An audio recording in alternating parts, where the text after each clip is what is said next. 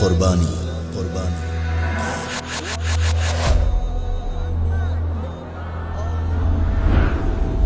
اسلام میں ایک اہم ترین عبادت ہے۔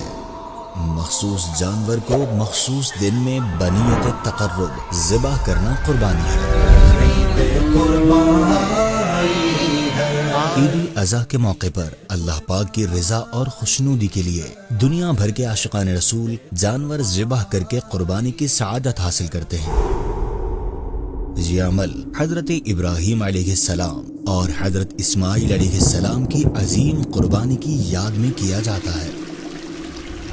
قربانی عربی زبان کا لفظ ہے جو قرب سے نکلا ہے، جس کے معنی اللہ پاک کا قرب اور نزدیکی حاصل کرنا ہے۔ رب العزت نے قربانی کی اہمیت کو اجاگر کرتے ہوئے سورۃ الحج میں ارشاد فرمایا ہے، وَلِكُلِّ أُمَّةٍ جَعَلْنَا مَنسَكًا لِيَذْكُرُوا اسْمَ اللَّهِ عَلَى مَا رَزَقَهُم مِّن بَهِيمَةِ الْأَنْعَامِ فَإِلَٰهُكُمْ إِلَٰهٌ وَاحِدٌ فَلَهُ أَسْلِمُوا وَبَشِّرِ الْمُخْبِتِينَ۔ اسی صورت میں مزید ارشاد فرمایا، ترجمہ، اور قربانی کی بڑی جسامت والے جانوروں کو ہم نے تمہارے لیے اللہ کی نشانیوں میں سے بنایا، تمہارے لیے ان میں بھلائی ہے تو ان پر اللہ کا نام لو، اس حال میں کہ ان کا ایک پاؤں بندھا ہوا ہو اور 3 پاؤں پر کھڑے ہوں، پھر جب ان کے پہلو گر جائیں تو ان کے گوشت سے خود کھاؤ اور قناعت کرنے والے اور بھیک مانگنے والے کو بھی کھلاؤ۔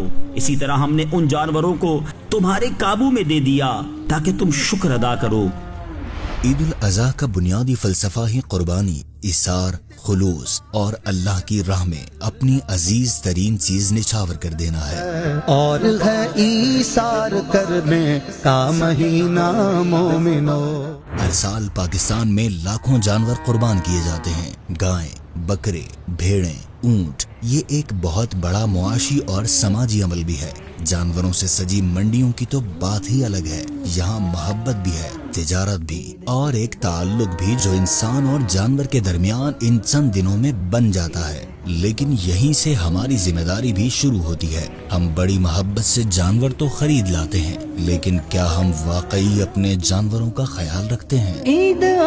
قربانی کا جانور صرف ایک انجوائمنٹ کی چیز نہیں، یہ ایک امانت ہے۔ اسے صاف پانی دینا، اچھی خوراک دینا، اسے دھوپ اور تکلیف سے بچانا، یہ سب ہماری ذمہ داری ہے۔ نبی کریم صلی اللہ علیہ وآلہ وصحبہ وسلم نے جانوروں کے ساتھ حسن سلوک کی سختی سے تاکید فرمائی ہے، یہاں تک کہ ذبح کرتے وقت بھی تکلیف کم سے کم رکھنے کا حکم دیا ہے۔